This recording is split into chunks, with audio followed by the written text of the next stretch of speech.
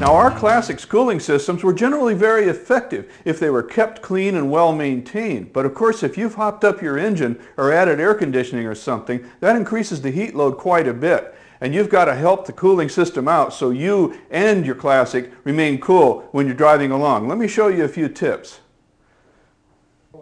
Now, you've all seen my old 58 Apache here before, but I've added a compressor down here for an air conditioning system because I tend to overheat in traffic myself. But that's going to cause the engine to work harder and make the engine produce more heat. In addition to that, we've super tuned it a bit, so it's going to put out over 200 horsepower when it originally put out 140.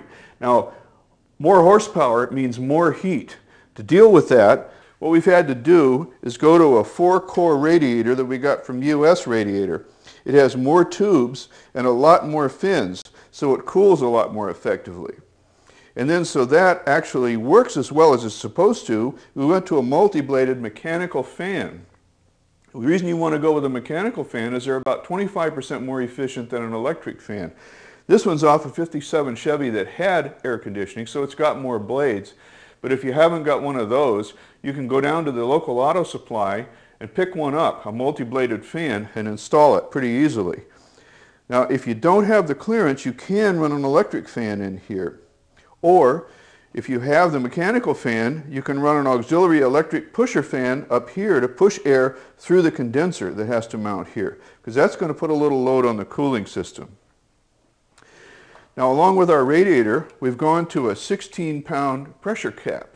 For each pound of pressure that you increase the cooling system pressure over atmospheric, you raise the boiling point of the coolant by about 3 degrees. So that means with 16 pounds pressure, this coolant won't boil until it reaches around 260 degrees. And that's important because when coolant boils, it stops cooling.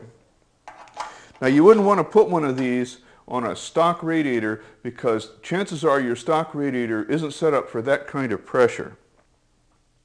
Another thing we've done, of course, is to put in a 160-degree thermostat. That's kind of a cool thermostat, but what it does is it lets the coolant start flowing at 160 degrees. That gives us a little more range to operate in, especially in traffic, on the freeway, stop-and-go driving.